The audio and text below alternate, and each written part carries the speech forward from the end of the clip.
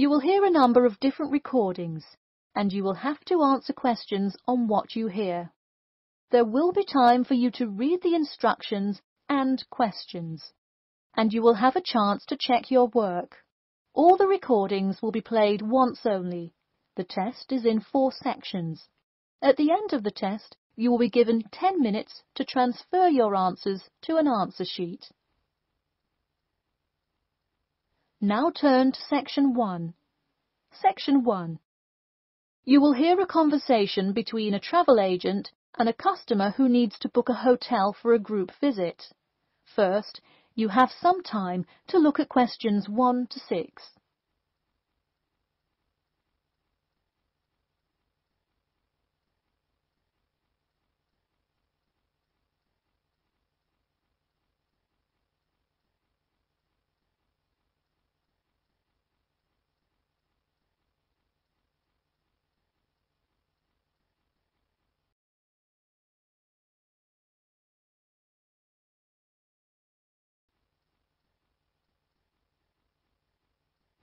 You will see that there is an example which has been done for you. On this occasion only, the conversation relating to this will be played first. Hello, Elite Travel. This is Emily speaking. How may I assist you today? Hi, I have a group visit to plan, and I wonder whether you could help me decide on which hotel to book. I've narrowed it down to either the Winchester, the Royal Hotel, or the Star Hotel. I'm wondering if you have a recommendation. I would be happy to help. Those 3 are excellent choices. If everyone is booking hotel rooms independently, an easy way to do it is online booking.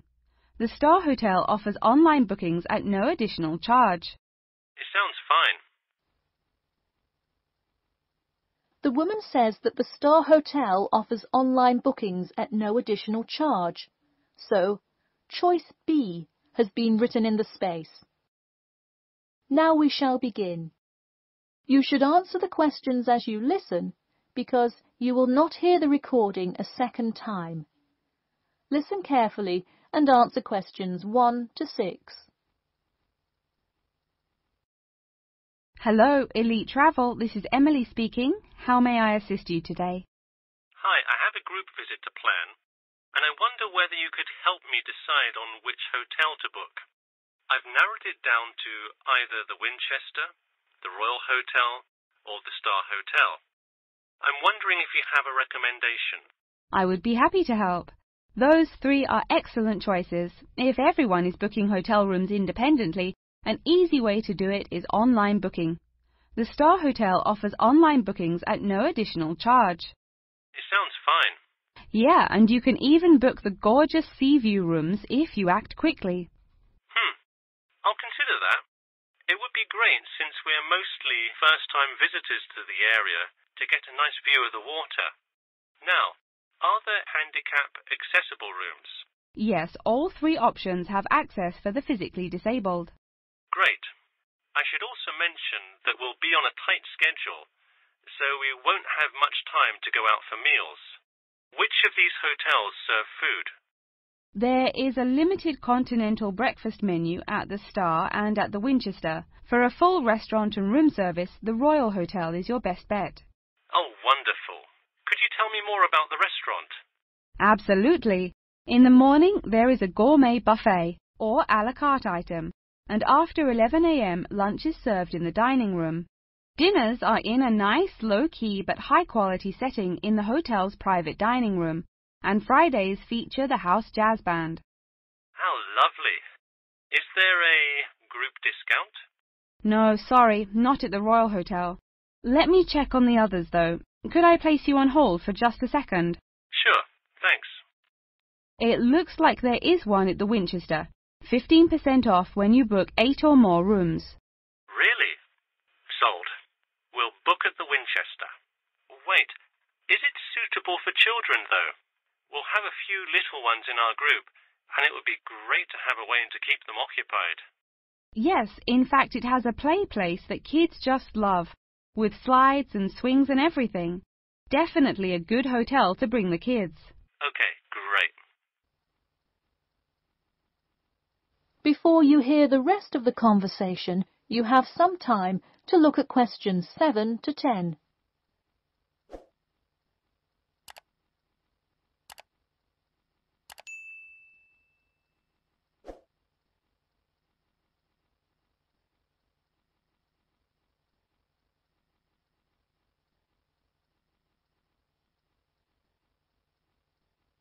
Now listen and answer questions 7 to 10. So now I know where we'll be staying. What next? Should I go ahead and book transportation and assign rooms and everything? Well, for now there are only a few things for you to take care of. We will hold a block of rooms for you as soon as you send a deposit. I recommend booking as soon as possible, so you probably want to send the invitations as soon as you know how many rooms to hold. Oh, right. Okay. I'll send the invitations and put down the deposit. Is there anything else I should take care of? Great. And don't worry about this now, but sometime before you arrive, do let us know if you'll be requiring our transport service to and from the airport. I'll make sure to let you know. Does that incur a service charge, or perhaps a tip, or some presents to show our gratitude for the personal car service? Oh, don't worry about it. It is a free service, so if you would like to tip, you are welcome to do so. But hotel drivers do not accept gifts. Thanks for your help. My pleasure. Enjoy your stay at the Winchester. That is the end of section 1. You now have half a minute to check your answers.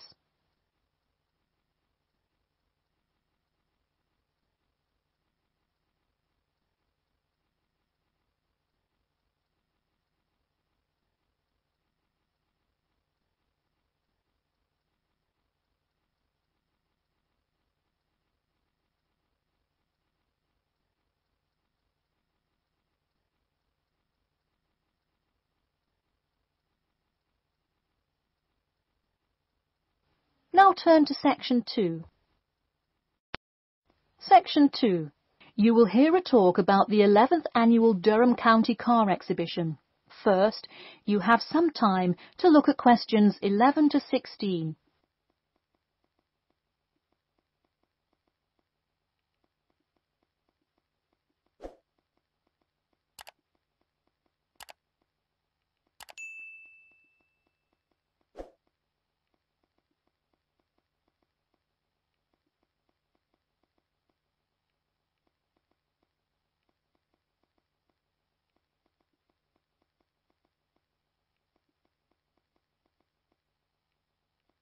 Now, listen carefully and answer questions 11 to 16. Ladies and gentlemen of Durham, start your engines. Skip Gordon here, inviting you to the 11th Annual Durham County Car Exhibition. That's right, it's that time of year again. Mark your calendars. The pre-opening event kicks off on the 18th, and the exhibition officially opens to the public on Saturday, March the 19th. Take it from me, you won't want to miss Durham's most attended public event of the year 5 times running. You don't have to be a motorhead to appreciate the finest cars, both new and old, in existence today, but it helps. Be one of the 70,000 people to see everything from big rig monster trucks to good old-fashioned classic hot rods. Get your tickets now. Admission is £10 for adults and £5 for children during off-peak times, and £20 for adults and £10 for children, and senior citizens on weekends and for full-day passes. Come see vintage classics, bid in the auctions, and even test out a few on the Winners' Circle racetrack. An insider tip: weekends are the exact time when all of the best attractions take place. But to avoid Saturday crowds, join us this Sunday. You'll see me, Skip Gordon, and all your friends from WKXP there this Sunday at our very own booth, so stop by and say hi, and you might just win a prize of your own. A new attraction this year will be the addition of a new car category, electricity, namely the electric car class. See displays from Toyota, Honda, and you guessed it, Tesla. Watch as the first generation of fully electric cars compete on style, ride, and watch the main entertainment as there's going to be a fabulous show of racing car to see who takes home fastest battery-powered car. While not typically known for their speed, this new class is guaranteed to surprise you. Before you hear the rest of the talk, you have some time to look at questions 17 to 20.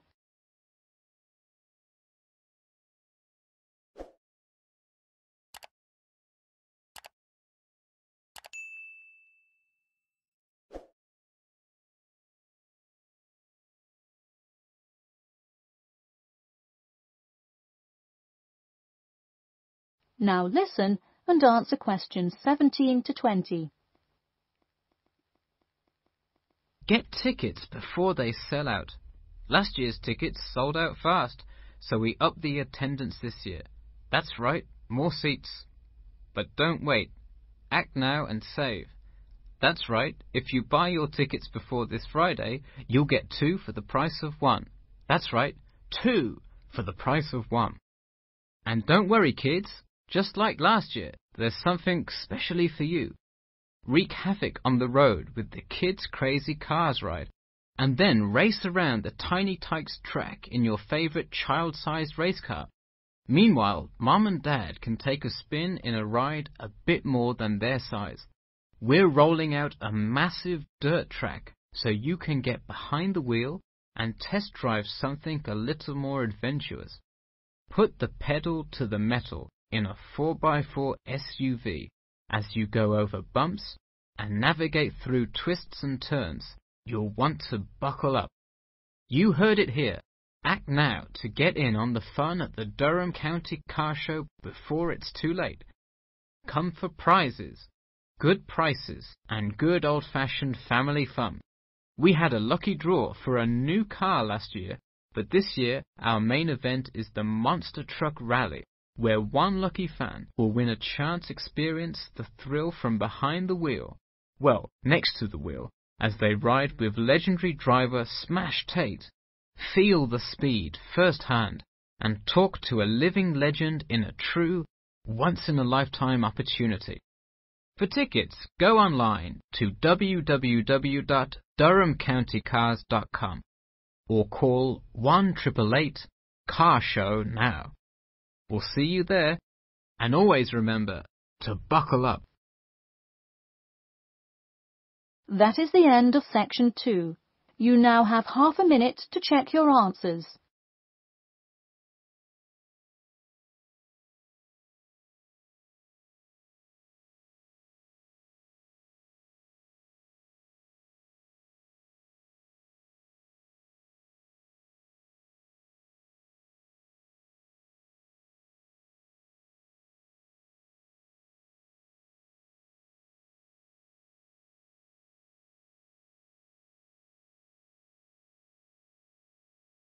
Now turn to section 3. Section 3. You will hear a student asking Professor Jameson for advice in choosing courses for next semester. First, you have some time to look at questions 21 to 23.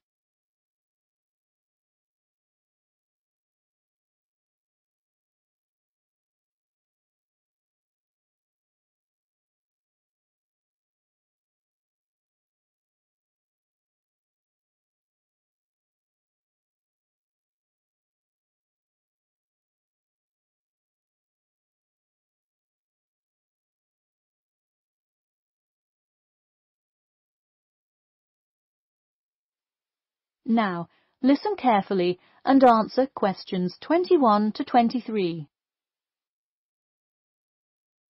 Hi, Professor Jameson. I was hoping we could talk this week about choosing courses for next semester. That sounds great.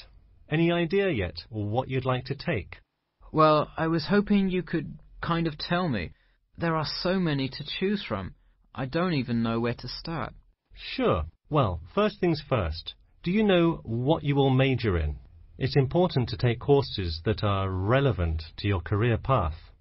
Well, I think I want to major in biology. I want to go to medical school, so it seems like it would make sense. I agree. If you like biology, it's definitely a good idea to focus on that, since so many of the requirements overlap. Okay, so I should take a few biology classes then? Yes, let's start there. You should pick 1 or 2 biology classes. Not just any biology classes, though. If possible, read online or talk to senior fellows and find out about the structure of the courses. You don't want to end up signing up for 2 classes that require labs in the same semester. You'll spend so much time in the biology department that you won't see the light of day. All right, good idea. I heard labs can be as long as 4 hours. That's true. And another thing, make sure the topic is either relevant to your major or something you're interested in learning about.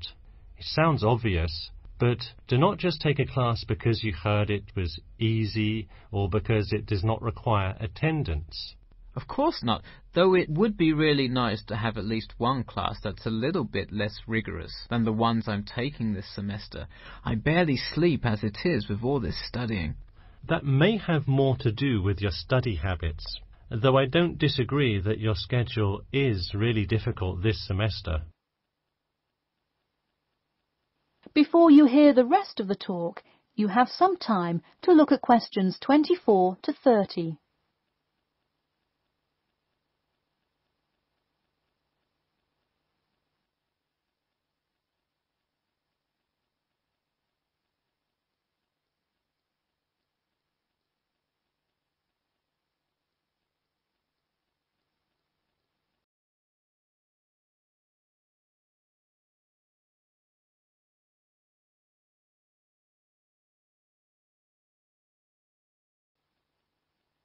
Now, listen carefully and answer questions 24 to 30. So, any idea which biology classes you may decide on for next semester? Well, I was thinking of taking human physiology. It sounds relevant and interesting. I think it is an interesting class, but I would recommend against it. You're already in human anatomy, which also covers physiology, so it would be repetitive and probably not the best use of your time. If I already know some of the stuff, I could take it to boost my GPA a little bit. You could maybe do that, except the professor that teaches it is famous for giving out the fewest A's of any professor. Oh, well, never mind. Now, changing subjects. Have you decided yet on your research topic? Well, I actually decided. I don't want to do a research paper. I'm going to do a dissertation instead.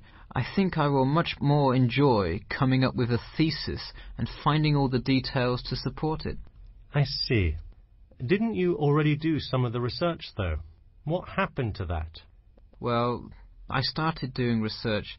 Then the more data I collected, the more complicated things got. I realized I would have to take a lot more steps to randomize the sample, and then I realized I would need to control for more factors. I see. What kind of data collection did you do? I interviewed employees at the water treatment facility after Professor Dickinson recommended it. I understand. Well, the research paper could be much more outside work, but it may be worth it if that is what you're interested in. No, I am a lot happier just doing the dissertation. That's fine with me. Just remember, you need to finish your first draft and send it in soon. It's already the middle of February. Oh, wow, it is, isn't it? I just have to finish it by the end of March, right? Yep, but don't forget, the date will really sneak up on you.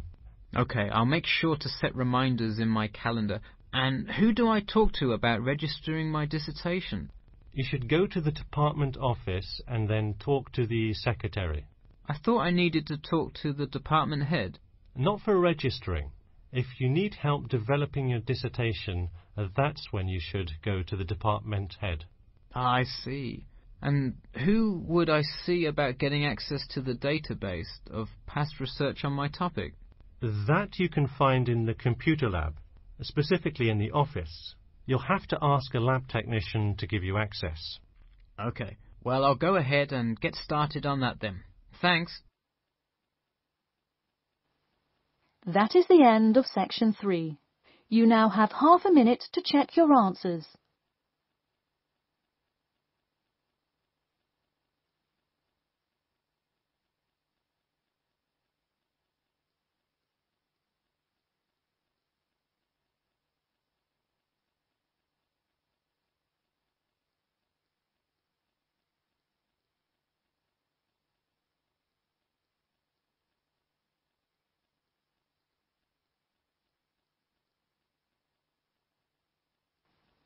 Now turn to section 4. Section 4. You will hear part of a lecture about the role of sleep in humans and animals. First, you have some time to look at questions 31 to 40.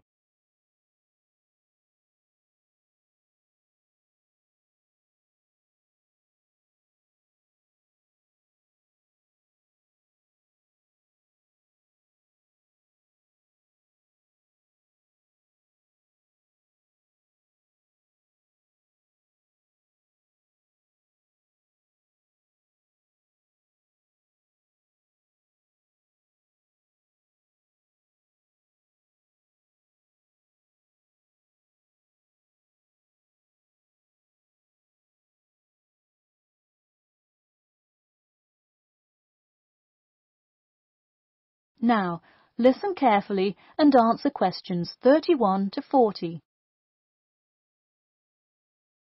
Good morning, everyone. In today's lecture, I'm going to talk about the role of sleep in humans and animals. Of all the biological processes in the animal kingdom, sleep is perhaps the most important. A human can survive for almost 2 weeks without eating, but did you know that 1 week without sleep can be fatal? It's even worse for animals, especially for those who must avoid predators. Without sleep, an animal is much less capable of avoiding an attack. This is the case for all animals, whether they are reptiles, mammals or fish. Let us look now at how different animals sleep, reasons for their ways of rest, and the potential problems they might encounter. In marine life, sleep must be balanced with breathing. For example, the dolphin must float to the surface as it sleeps in order to breathe. Like other large sea mammals, they keep one eye open and one half of the brain awake at all times to maintain some amount of consciousness required to breathe and to watch out for possible threats. They sleep with only one brain hemisphere in slow wave sleep. Birds also have unusual sleeping patterns, mostly due to being constantly on edge in the presence of numerous predators. They usually sleep quite lightly. For example, Swainson's thrush, also called olive-backed thrush, is a medium-sized thrush that takes hundreds of naps during the day, each of which lasts just a few seconds. While migrating, migratory birds tend to function well on micronaps. Horses, on the other hand, do most of their sleeping standing up. Scientists think that horses developed their habit of sleeping upright as a defense mechanism, a way of protecting themselves against predators, and a standing position keeps a horse in a constant state of readiness to race away if danger should approach. Also, horses do occasionally take short naps lying down. Horses are heavy animals with big muscles, but their bones are surprisingly delicate, so lying in one position for a long time could well injure a horse. Just like humans, animals can also have sleeping problems. Dr. John Hendricks and Adrian Morrison from the School of Veterinary Medicine, University of Pennsylvania in Philadelphia, determined that certain diseases were primarily associated with the sleep states in animals. In their research, they emphasized that because so much in this area still remains unclear, animal models were very important for studies of sleep disorders. The physiology of sleep in animals is similar to that of humans.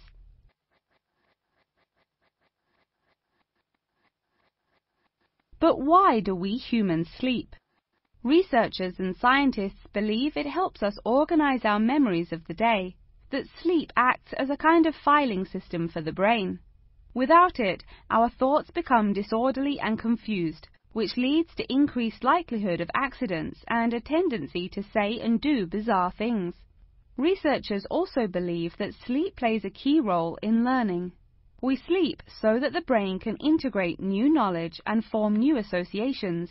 Because of the similar sleeping pattern to that of humans, rats are often studied in order to increase our knowledge of human physiology. In one study, rats were kept awake for almost 2 weeks and their behavior was observed.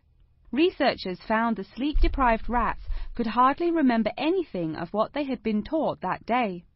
For example, one rat had been taught to recognize pictures of various Parisian landmarks in order to receive food. Pressing a button below a picture of the Louvre would result in food being released, and so forth. However, when deprived of sleep, they would press buttons seemingly at random. In addition to rats, the fruit fly, a small insect that feeds and breeds on spoiled fruit, also has been used as a model organism, and thousands of scientists around the world work on it. But why was the fruit fly chosen to be studied? It was for practical reasons. The most important one is that the relationship between fly and human genes is so close that the sequences of newly discovered human genes, including genes that show a susceptibility, can often be matched against their fly counterparts.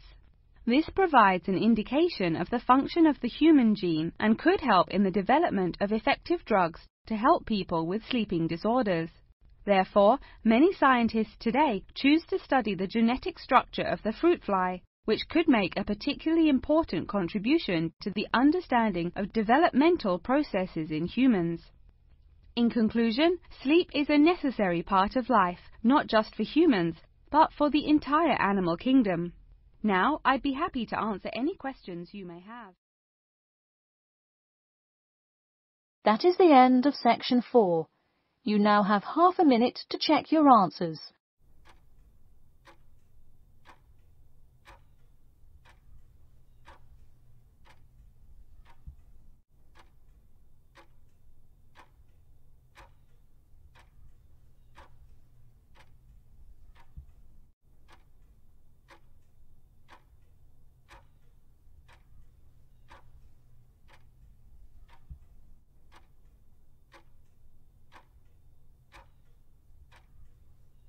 That is the end of the listening test.